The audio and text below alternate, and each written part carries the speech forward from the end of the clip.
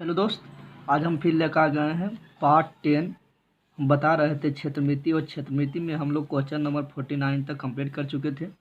आज हम देखने जा रहे हैं क्वेश्चन नंबर 49 से आगे, यानी क्वेश्चन नंबर 50 से स्टार्ट करेंगे। हम बुक का नाम है जो पढ़ा रहे हैं उसका नाम है हाई स्कूल प्राथमिक गणित है, जिसको भारतीय वन बोलते हैं। चलो स्टार्ट करते हैं। बता देना चाहते हैं हम अपना चैनल पर लगभग 150 से अधिक वीडियो अपलोड कर चुके हैं, तो आप लोग सभी वीडियो देखने के लिए मेरे फोटो पर क्लिक करें। उसके बाद प्ले लिस्ट के ऑप्शन आएगा, प्ले लिस्ट में जाएँ, सभी वीडियो आप लोग को मिल जाएगा, ठीक है ना। चलो स्टार्ट करते हैं। 24 सेंटीमीटर व्यास का एक वृत्तीय बेलन जल से 25 सेंटीमीटर ऊंचाई तक भरा है। पहले एक बेलन बनाते हैं। ये हुआ, बेलन बना दिए हैं। ये बेलन बना दिए हैं। अब क्या बोल रहा है, 24 सेंटीमीटर व्यास का एक वृत्तीय बेलन जल से 25 सेंटीमीटर ऊंचाई तक भरा है। मान लो इसका 25 सेंटीमीटर यहाँ तक पुर जा रहा है, ठीक है ना। 25 सेंटीमीटर ऊंचाई यहाँ तक पुर गया है, तो यहाँ तक क्या है, वो जल से भरा हुआ है, ठीक है। अब क्या बोल रहा है, इसमें एक ठोस लोहे का गोला डालने पर जल की सतह 6.75 सेंटीमीटर ऊंचा हो जाती है, तो गोले की त्रिज्या निकालें। सिंपल सी बात है, जब पानी में कोई वस्तु को डालते हैं तो क्या होता है, पानी थोड़ा ऊपर उठ जाता है। कितना ऊपर उठता है, तो जितना उस वस्तु की आयतन होता है, यानी जितना ठोस लोहे का आयतन होगा उतना पानी ऊपर उठ जाएगा। तो पानी बोल रहा है कि 6.75 सेंटीमीटर, मान लो यहाँ से यहाँ तक हो गया 6.75 सेंटीमीटर, यानी पानी यहाँ तक पहुँच गया है। पहले यहाँ तक था, अब जैसे इसमें लोहा का गोला डाले हैं तो पानी का लेवल अब कहाँ तक पहुँच गया है, यहाँ तक पहुँच गया है। तो इतना जो पानी का आयतन होगा वही क्या होगा, लोहा का आयतन। क्योंकि जितना लोहा का आयतन होगा उतना ही पानी ऊपर जाएगा, तो जितना इस पानी का आयतन होगा उतना क्या होगा, लोहा का आयतन। तो क्या करते हैं, इस पानी का आयतन बराबर क्या होगा, इस लोहे के गोला का आयतन। इस पानी के आयतन बराबर इस लोहे के गोला का आयतन होगा। अब चलो जो जो दिया गया वो लिख लेते हैं। दिया गया है क्या, वृत्तीय बेलन का व्यास दिया हुआ है। व्यास कितना दिया हुआ है, व्यास दिया हुआ है 24 सेंटीमीटर। तो त्रिज्या कितना होगा, त्रिज्या होगा इसका, हम जानते हैं कि व्यास का आधा होता है, यानी 24/2 यानी 12 सेंटीमीटर।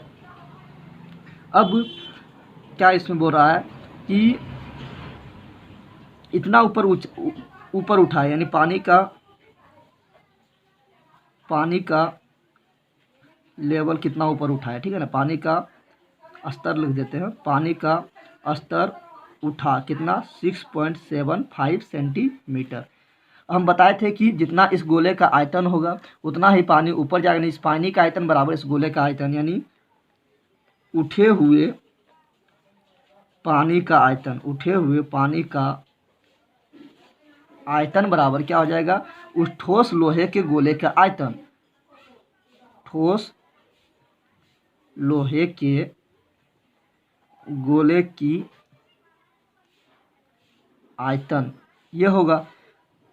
तो चलो, उठे हुए पानी का आयतन किसमें पानी उठा है, बेलन में उठा है, तो इसका आयतन हो जाएगा, बेलन का आयतन क्या होता है, πr²h। लेकिन यहाँ पर h लेना है सिर्फ इतना जितना भाग ऊपर उठा है, समझ रहे हैं ना, क्योंकि पूरा नहीं लेना, जितना ऊपर उठा उतना ही लेना है, ठीक है ना।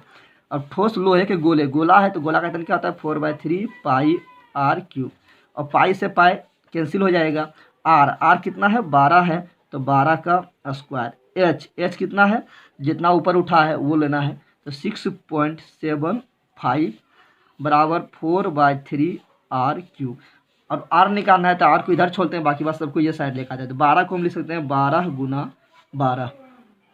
उसके बाद 675, और पॉइंट को अगर हम नीचे पॉइंट के बदले क्या लिखेंगे, एक, और पॉइंट के बाद 2 अंक है तो 2 शून्य। अब 3 ये नीचे है तो बराबर के ये पर जाएगा, तो क्या हो जाएगा ऊपर, और 4 ये ऊपर है तो बराबर के ये पर आएगा, यानी ये गुना में, इधर आएगा तो भाग में, बराबर क्या हो रहा है, r³। तो बोल रहा था त्रिज्या निकाले, त्रिज्या आप निकाल सकते हैं। अब इसको कट करो, 4 तिया 12, ठीक है। अब देखो यहाँ पर ये 4 से ये भी कट जाएगा, 4 से ये भी कट जाएगा, काट दो। 4 से ये कटेगा 25 बार में, 4 से ये कटेगा 3 बार में। 25 से देखो ये कट रहा है, 25 दूनी 50, बच गया कितना, 17। 17 यहाँ दे दो तो 175। तो 175 कितना बार में आएगा, तो 25 × 7 = 175, ये 27 बार में। अब आर क्यू बराबर कितना हो रहा है, 3 गुना 3 गुना 3, 3 गुना एगो 2 ठो 3 गो, यानी 3 ठो 3 और 27 का 27। अब इसको हम लिख सकते हैं 3 गुना 3 गुना 3 और 27 को भी लिख सकते हैं 3 बार, 3 गुना 3 गुना 3, 3 तिहाई 9, 9 तिया 27 हो रहा है बराबर आर क्यू। अब इसको ऐसे कर सकते हैं,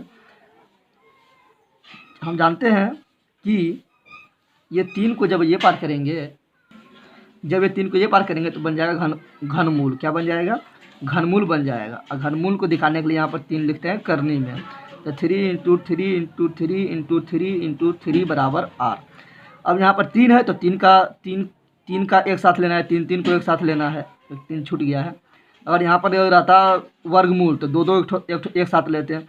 अगर यहाँ रहता पावर अथी करनी में रहता 4 तो 4 को एक साथ लेते हैं, लेकिन यहाँ करनी में 3, घनमूल का मतलब 3, तो करनी में है 3 तो 3 को एक साथ लेंगे, तो एक 3 का बदली 3 के बदली 1 तो 3 निकल गया, यहाँ भी 3 के बदली 1 तो 3 निकल जाएगा, गुना का गुना।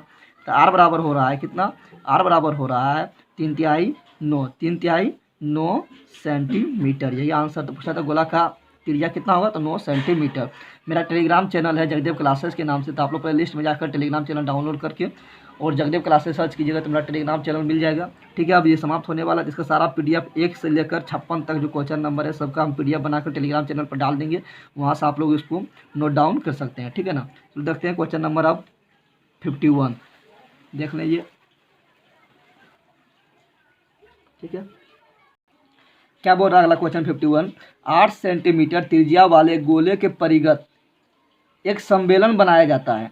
यानी एक गोला है, ठीक है ना, इसको वृत्त मत समझना, गोला समझना, ठीक है ना, क्योंकि यहाँ 3D स्ट्रक्चर बनाना थोड़ा मुश्किल है। तो 8 सेंटीमीटर त्रिज्या वाले गोले, ये मान लीजिए 8 सेंटीमीटर वाला है, कि परिगत, परिगत का मतलब क्या हुआ कि इसमें जो बेलन बनाएंगे वो चारों तरफ, बेलन का चारों भाग क्या होगा, इस गोला के अंदर टच करेगा। ठीक है ना, यानी इसमें एक सम्मेलन बनाते हैं, परिगत एक सम्मेलन, तो सम्मेलन बनाते हैं।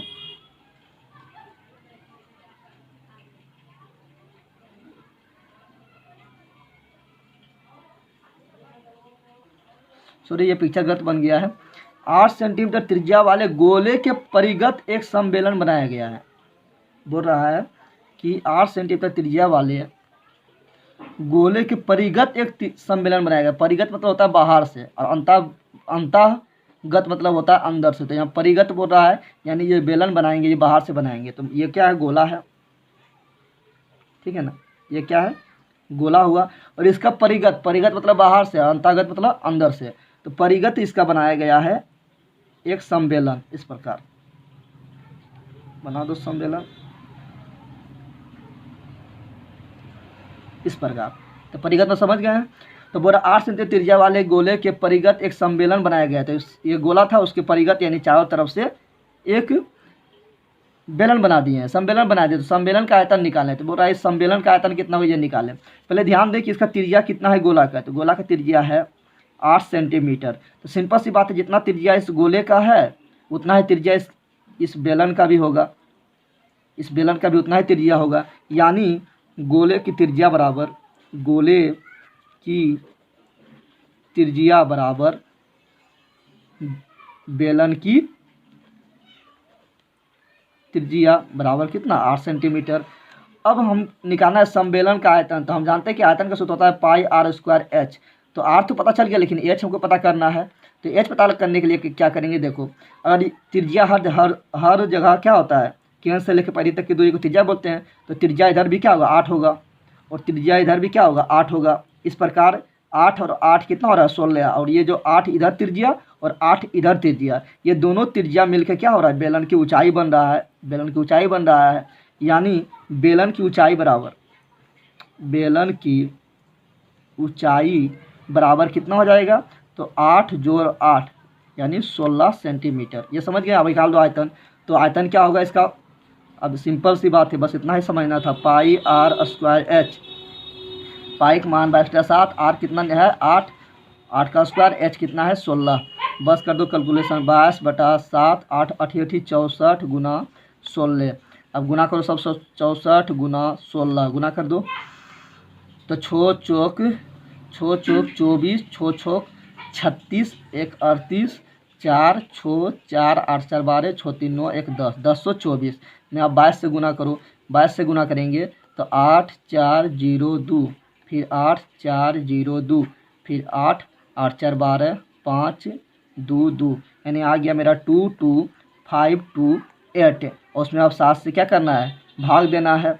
7 से क्या करना है, भाग देना है। तो 7 से भाग दो, 7 से भाग दो तो 7 या 21, 7 या 21, 21 खिलाए तो एक बच गया, यहाँ पर एक यहाँ दे दो हो जाएगा 15, फिर 7 दूनी 14, 14 खिलाए यहाँ 15 हो रहा था तो एक फिर यहाँ दे दो जो बचा हो जाएगा यहाँ पर 12, तो फिर 7 एका 7, 7 एका 7, 7 खिलाए यहाँ है 12, तो कितना बच गया 5, 5 यहाँ दे दो हो जाएगा 58, फिर 7 8 56, 7 8 56 और 56 दिए लेकिन यहाँ हो रहा था 58, बच गया 2, तो 2 जीरो कितना हो जाएगा 20, फिर सर का 7 चौथिया 21 यानी 20 के लगभग है, तो हम 3 लिख सकते हैं। सर का 7 का 7, 7 दूनी 14 7 21 यानी 20 के लगभग है, तो एक 3 हम लिख सकते हैं सेंटीमीटर क्यूब आंसर।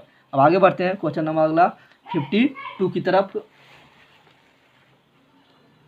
अगला क्वेश्चन है 52, शंकुनुमा ग्लास। ग्लास सिर्फ बोलता तो हम लेते छिन्नक की तरह, लेकिन यहाँ बोलते हैं शंकुनुमा ग्लास, यानी ग्लास लेना है शंकु के तरह, यानी छोटा सा मुंह ऊपर रहेगा जो शंकु के लगभग बराबर होगा, ठीक है ना। तो शंकुनुमा ग्लास के ऊपरी सिरे का व्यास 6 सेंटीमीटर और ऊंचाई 9 सेंटीमीटर है। यदि एक 3 सेंटीमीटर व्यास तथा 2 सेंटीमीटर गहराई वाले बेलनाकार कटोरे से गिलास में दूध भरा जाए तो कितने कटोरे दूध की आवश्यकता होगी। बोल रहा है कि शंकुनुमा गिलास है। कैसा गिलास है, यानी शंकु का आकार गिलास है, छिन्नक नहीं बोल रहा है, शंकु का आकार का गिलास है, यानी इस प्रकार गिलास है, समझ रहे हैं ना। गिलास इस प्रकार है और इधर से इसमें दूध डालेंगे, ठीक है ना। तो बोल रहा शंकुनुमा गिलास के ऊपरी सिरे का व्यास 6 सेंटीमीटर, ऊपरी सिरे का व्यास कितना है 6 सेंटीमीटर और ऊंचाई 9 सेंटीमीटर है। ऊंचाई कितना है यहाँ से लेकर यहाँ तक 9 सेंटीमीटर। यदि एक 3 सेंटीमीटर व्यास तथा 2 सेंटीमीटर गहराई वाले बेलनाकार कटोरा, एक बेलनाकार कटोरा है, कैसा कटोरा है, तो अर्धगोलाकार नहीं, हम बोल रहे हैं बेलनाकार, क्या बोल रहे हैं बेलनाकार कटोरा, इस प्रकार कटोरा है, ठीक है ना। यदि एक 3 सेंटीमीटर व्यास, इसका व्यास कितना है 3 सेंटीमीटर, 3 सेंटीमीटर व्यास तथा 2 सेंटीमीटर गहराई, 2 सेंटीमीटर गहराई यानी ऊंचाई वाले बेलनाकार कटोरे से गिलास में दूध भरा जाए। अब इस कटोरा से क्या कर रहे हैं, इसमें दूध भरना है, दूध भरा जाए तो कितने कटोरे दूध की आवश्यकता होगी, ये पूछ रहा है, ठीक है ना। तो कितने कटोरे, तो इसका आयतन निकालेंगे और फिर इसका आयतन निकालेंगे, ठीक है ना, और इसके आयतन से इसमें भाग दे देंगे, तो जितना कटोरा दूध का, जितना बेलनाकार कटोरे दूध का सतह पर वो निकल जाएगा। तो इसका आयतन निकालो, उसके बाद इसका आयतन निकालो, उसके बाद ये इसका आयतन बड़ा आएगा क्योंकि इसमें भर रहे हैं, तो इसके आयतन से इसमें भाग दे देंगे, भाग देंगे तो निकल जाएगा कितने कटोरे दूध की आवश्यकता हुआ। तो पहले निकालो इसका आयतन, पहले जो दिया गया है लिख दो, शंकुनुमा ग्लास, शंकुनुमा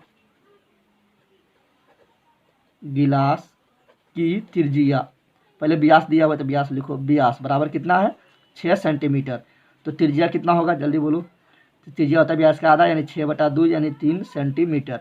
ऊंचाई कितना दिया गया है 9 सेंटीमीटर। अब देख लो इधर पट्टी जो कटोरा है, ठीक है ना, उसका व्यास कितना दिया गया है, तो व्यास दिया गया है 3 सेंटीमीटर, तो त्रिज्या कितना होगा, त्रिज्या हो जाएगा व्यास का आधा यानी 3/2 सेंटीमीटर। ऊंचाई कितना दिया गया है 2 सेंटीमीटर, ठीक है।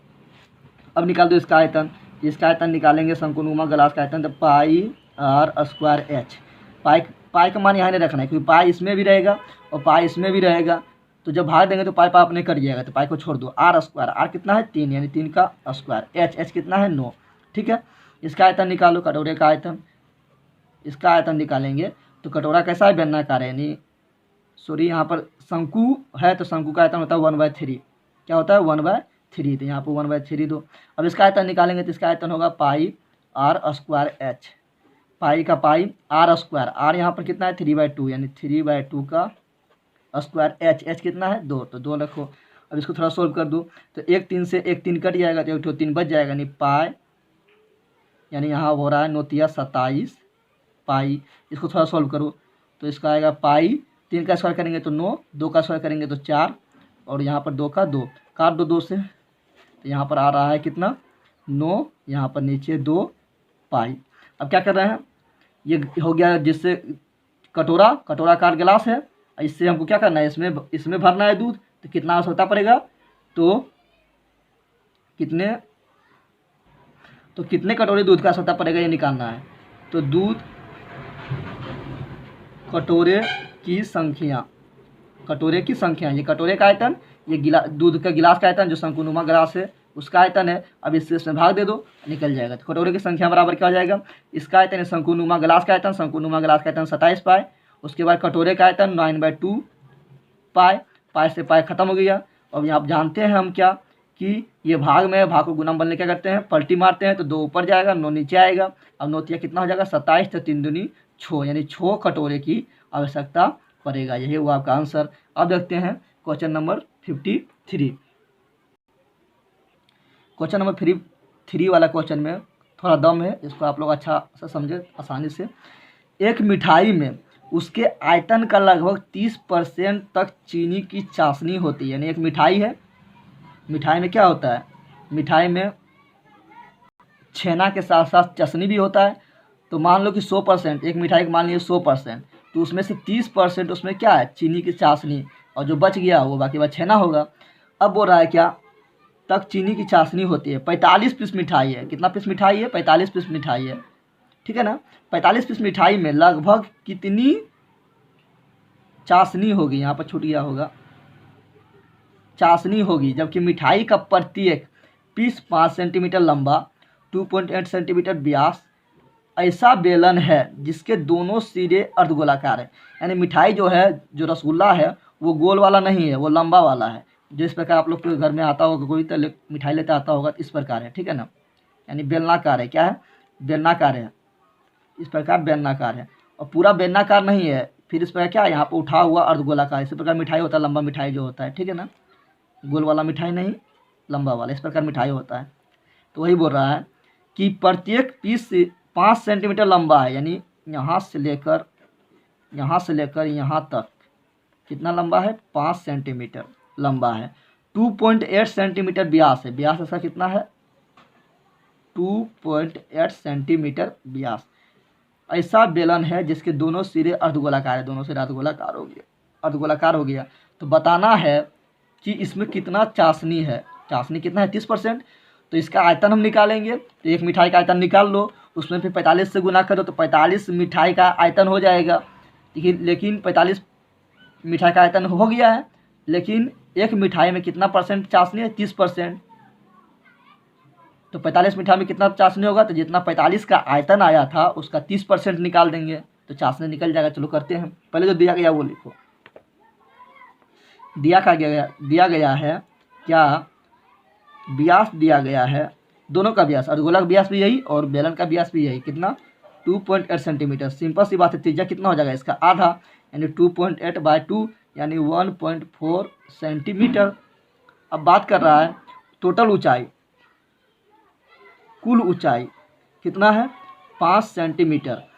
लेकिन जब हम निकालेंगे इस बेलन का आयतन निकालेंगे, तो बेलन का आयतन में होता है पाई स्क्वायर एच, यानी एच चाहिए, तो एच हमको पता करना पड़ेगा। तो देखो पूरा है 5, जिसमें इतना भाग इधर जुटा हुआ है और इतना भाग इधर जुटा हुआ है, यानी इधर त्रिज्या जुटा हुआ है और इधर भी त्रिज्या जुटा हुआ है, अर्धगोला का त्रिज्या, इधर भी अर्धगोला का त्रिज्या। अगर हम दोनों तरफ से त्रिज्या अगर हटा दें तो यह बेलन का ऊंचाई सिर्फ बच जाएगा। तो देखो त्रिज्या कितना है 1.4, कितना है 1.4, तो यहाँ पर 1.4 और यहाँ पर 1.4, दोनों माइनस कर देंगे तो बेलन की ऊंचाई बराबर क्या आ जाएगा, कुल ऊंचाई 5 में से दोनों तरफ की त्रिज्या यानी 2 से गुना कर देंगे, एक त्रिज्या यहाँ एक त्रिज्या यहाँ माइनस कर देंगे तो सिर्फ बच जाएगा बेलन की ऊंचाई। अब 5 माइनस 14 गुना 2 करेंगे 2.8, अब माइनस कर दो तो माइनस करेंगे तो आएगा 5 में से 2.8 माइनस करो आएगा 2.2, ठीक है ना। अब जो बोल रहा निकालो, तो इसका आयतन निकालते हैं। तो इसका तो बेलन का आयतन जोड़ इस अर्धगोले का आयतन जोड़ इस अर्धगोले का आयतन, तो मिठाई का आयतन बराबर मिठाई का आयतन बराबर क्या होगा, बेलन का आयतन जोड़ अर्धगोले, जो दोनों सिरे पर अर्धगोलाकार है उसका अर्धगोला का आयतन। कितना अर्धगोला है, एक यहाँ सब मिला के 2, तो 2 से गुना। अब इसको सोल्व करो, तो बेलन का आयतन कितना है हम निकाल रहे हैं मिठाई का आयतन कितना, एक मिठाई का आयतन, एक मिठाई का आयतन निकाल रहे हैं। जब एक मिठाई का आयतन निकल जाएगा तो 45 मिठाई का आयतन निकालने के लिए 45 से गुना करेंगे, उसमें भी 30% चाशनी है तो फिर 30% उसका निकाल देंगे, ठीक है ना। तो बेलन का आयतन कितना होता है, पाई आर स्क्वायर एच, और गोला का आयतन क्या होता है, 2/3 पाई आर क्यू, यही होता है गुना 2 का गुना 2। अब इसमें कॉमन क्या हो रहा है, पहले कॉमन ले लो, पाई कॉमन हो रहा है, आर यहाँ 2 है, आर यहाँ 3 है, तो 2 को बाहर निकल जाएगा। अब देखो यहाँ बच गया क्या, 5 बाहर, आर स्क्वायर बाहर, तो बच गया यहाँ पर एच प्लस 2/3 भी यहाँ बच गया है, पाई तो बाहर चला गया है, आर यहाँ 3 था उसमें 2 पावर बाहर चल गया तो 1 आर बच गया है, और यहाँ भी 2 बच गया है तो गुना 2। अब इसको हम सोल्व करेंगे, तो सोल्व करो, पाई का मान कितना होता है, तो पाई का मान होता है 22/7, आर का मान कितना है तो 1.4 का स्क्वायर, एच कितना निकाले थे तो 2.2 निकाले थे, प्लस 2 दूनी 4, 3 का 3, आर कितना है तो 1.4 है। इसको सोल्व करो अब,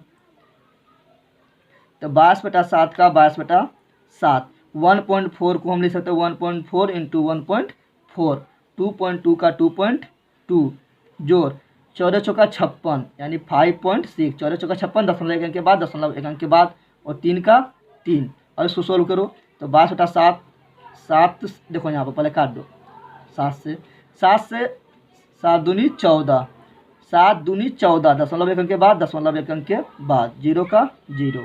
अब देखो अगर ये दोनों गुना करते हैं तो 14 दूनी 28, दशमलव एक अंक के बाद यहाँ पर, दशमलव एक अंक के बाद यहाँ पर, सब मिला के दशमलव 2 अंक के बाद, तो 2 अंक के बाद दशमलव दे दो, उसके पहले 0 पड़ता है। अब यहाँ पर सॉल्यूशन करो, इसको भिन्न का जोड़ कर दें, यहाँ कोई नहीं तो 1 है, 3 है, कैल्शियम क्या होगा 3 होगा, ठीक है। अब एक का पढ़ेंगे 3/3 आएगा, 3 से गुना करेंगे तो हो जाएगा 66 पॉइंट, दशमलव एक के बाद, दशमलव एक के बाद दिए हैं। अब यहाँ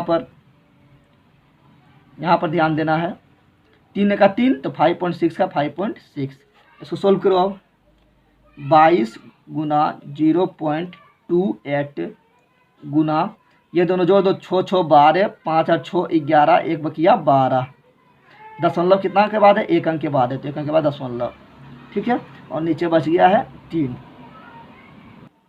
तो ये हुआ है सेंटीमीटर क्यूब, क्योंकि आयतन है, ये हुआ है एक मिठाई का आयतन। अगर हम 45 मिठाई का आयतन निकालना है तो क्या करेंगे, 45 मिठाई का आयतन, तो क्या करेंगे, इसमें 45 से गुना करेंगे, सिंपल सी बात है, इसमें 45 से गुना करना पड़ेगा, तो 22 गुना 0.28 गुना 12.2/3 में 45 से गुना करना पड़ेगा। अरे वो 45 से ये कट रहा है कितना बार में, 15 बार में, कितना बार में कट रहा है, 15 बार में। अब ये हो गया है 45 मिठाई का आयतन, ये हो गया है 22 गुना 0.28 गुना 12.2 गुना 15, ये हो गया है कितना मिठाई का आयतन, 45 मिठाई का कुल आयतन। लेकिन इसमें सिर्फ पूछ रहा है कि 45 मिठाई जो था उसमें सिर्फ चाशनी का आयतन पूछ रहा है, तो चाशनी एक मिठाई में कितना था 30%, तो ये 45 मिठाई है तो इसका 30% निकाल दो। तो अब निकालो चाशनी का आयतन, चाशनी का आयतन, तो 22 गुना 0.28 गुना 12.2 गुना 15 का 30%, क्योंकि 30% ही चाशनी है, 30% के मतलब 30 और परसेंट के मतलब नीचे 100, जैसे बोलेगा 40% तो 40 और परसेंट के मतलब 100 नीचे 100, 50% 50 ऊपर और परसेंट के मतलब नीचे 100। अब देखो यहाँ 0 से ये 0 खत्म हो गया है, अब सब गुना करते हैं। देखो पहले 22 गुना 0.28 करेंगे, तो 22 गुना 0.28 करेंगे तो आएगा 616, दशमलव कितना अंक के बाद है, 2 अंक के बाद है, तो 2 अंक के बाद दशमलव, ठीक है ना। अब अगर इसमें हम 616 गुना 12.2, 616 गुना 122 करेंगे, 616 गुना 122 करेंगे तो आ जाएगा कितना, ये दोनों गुना करेंगे तो आ जाएगा 75152, इतना आएगा जब इसको और इसको गुना करेंगे। दशमलव कितना अंक के बाद, तो यहाँ 2 अंक के बाद, यहाँ दशमलव 1 अंक के बाद, तो सब मिला कितना हो गया, यहाँ 2 अंक के बाद, यहाँ 1 अंक के बाद दशमलव, सब मिला के 3 अंक के बाद दशमलव, ठीक है। अब जब इसमें हम 15 से गुना करेंगे या 15 या 45, ये कितना होगा 15 या 45, 15 45। अब 45 से जब इसमें गुना कर देंगे, 45 से जब इसमें गुना कर देंगे तो कितना आएगा, तो 45 से गुना करेंगे तो आएगा 3381840। ठीक है ना। दशमलव कितना अंक के बाद, 1 2 3, दशमलव कितना अंक के बाद है, तो 3 अंक के बाद, तो 3 अंक के बाद दशमलव, और नीचे एगो बच गया क्या, 10, तो नीचे लिख दो 10। अब ये 10 से जब इसमें भाग देंगे तो भाग देने पर क्या दशमलव इधर आता है, जितना जीरो उतना अंक दशमलव इधर आता है, तो नीचे एक जीरो है तो एक अंक दशमलव इधर भेज दो, तो हो जाएगा 338 और एक अंक दशमलव इधर आएगा, तो पॉइंट उसके बाद 1840 और दशमलव के बाद जीरो का वैल्यू नहीं रहता, इसलिए जीरो हम यहाँ नहीं लिख रहे हैं। ठीक है ना। अब ऐसा करते हैं, इसको हम लगभग में लिखते हैं, 338.8 18 19 20, ये जो 18 19 20 है ये क्या है, 2 के लगभग है, यानी इसको 20 कर देंगे तो क्या हो जाएगा, दशमलव बाद जीरो वैल्यू नहीं रहेगा, यानी 20 के लगभग है ये, तो इसके जहाँ पर हम लिख देते हैं 2, यानी इसको लगभग में लिख रहा है। ठीक है ना। तो इतना चाशनी उसमें था, रसगुल्ला में 45 रसगुल्ला में कितना चाशनी था, तो इतना चाशनी था। शायद आप लोग अच्छा समझ गए होंगे। अब बढ़ते हैं अगले क्वेश्चन की ओर, क्वेश्चन नंबर 54 की ओर। ठीक है।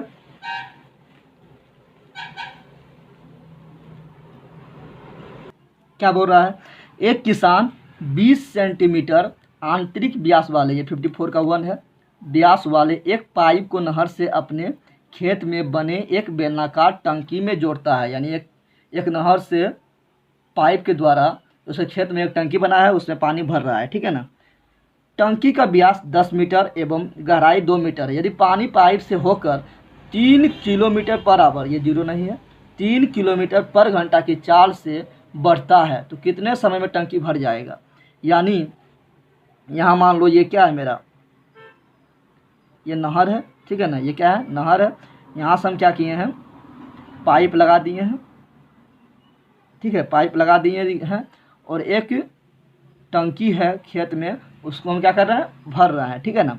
अब क्या बोल रहा है कि 20 सेंटीमीटर आंतरिक व्यास वाले एक पाइप, इस पाइप का जो व्यास है, जिस पाइप से टंकी को भर रहे हैं उसका व्यास है 20 सेंटीमीटर। कितना है, 20 सेंटीमीटर। ठीक है ना। और टंकी का व्यास है 10 मीटर, यानी टंकी का जो व्यास है वो है 10 मीटर। कितना है ये, 10 मीटर। एवं गहराई 2 मीटर है, यहाँ से लेकर यहाँ तक गहराई कितना है, 2 मीटर है। ठीक है। और 3 किलोमीटर पर घंटा की चाल से बढ़ता है, इसमें जो पानी जो है पाइप में, अगर 1 घंटा तक चलेगा तो इस पाइप के थ्रू पानी 3 किलोमीटर तक पहुँच जाएगा, 3 किलोमीटर प्रति घंटा। इसका मतलब हुआ कि अगर 1 घंटा तक अगर मोटर चलते रहेगा तो पाइप के थ्रू पानी जो है 3 किलोमीटर दूरी तक पहुंच जाएगा। ठीक है ना। तो इस क्वेश्चन को बनाने के लिए सिर्फ एक ही उपाय है कि जितना किलोमीटर पर घंटा बोलेगा उतना लंबा पाइप मान लेना है। यहाँ बोल रहा है 3 किलोमीटर प्रति घंटा, तो पाइप मान लेना है 3 किलोमीटर लंबा। अगर बोलता है यहाँ पर 10 किलोमीटर प्रति घंटा, तो पाइप मान लेते हो 10 किलोमीटर लंबा। समझ रहे हैं ना। अगर यहाँ बोलता है 5 किलोमीटर प्रति घंटा, तो पाइप को मानते 5 किलोमीटर लंबा। क्यों मान रहे हैं, आगे समझ आएगा। ठीक है ना। अब यहाँ ध्यान दें, अगर हम 1 घंटा तक इस पाइप मान लें कितना लंबा है, 3 किलोमीटर। ठीक है ना।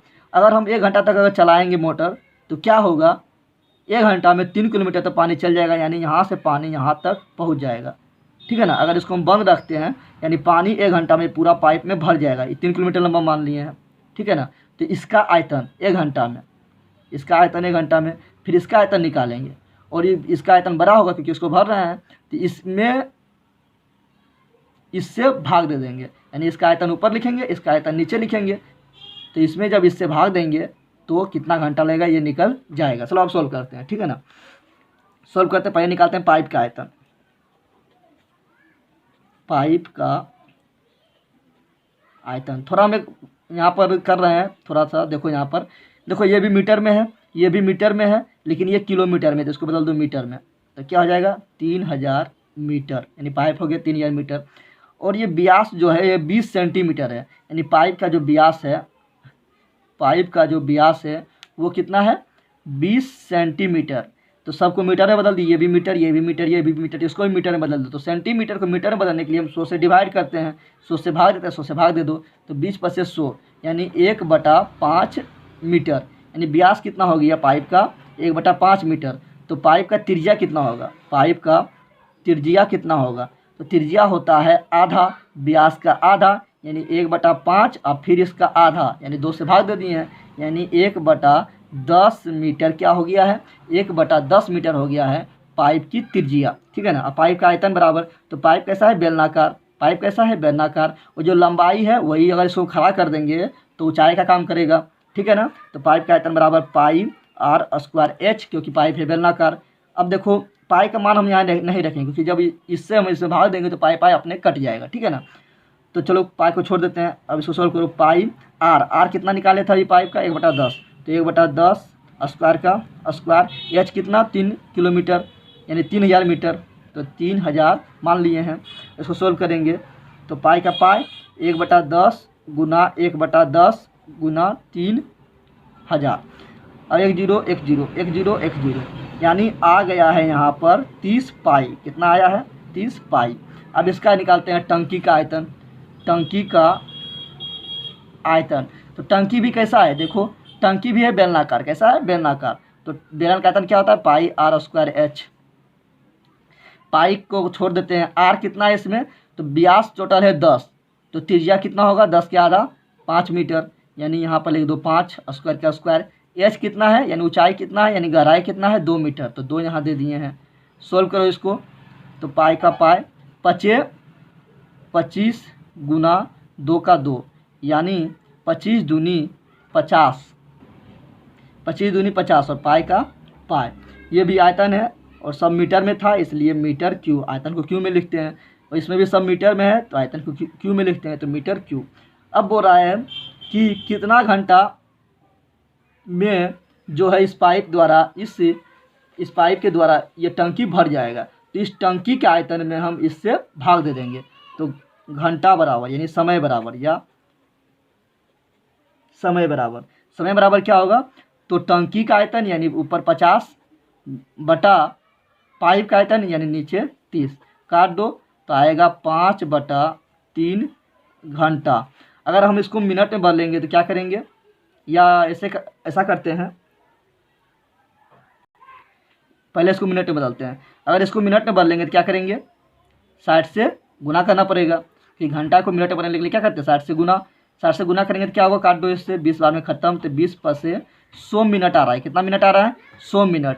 अब हम जानते हैं कि 100 मिनट को हम इस तरह लिख सकते हैं 60 मिनट जोड़ 40 मिनट, 60 मिनट बराबर कितना 1 घंटा, 60 मिनट बराबर कितना 1 घंटा और 40 मिनट के 40 मिनट। यानी इस पाइप के द्वारा इस टंकी को भरने में 1 घंटा 40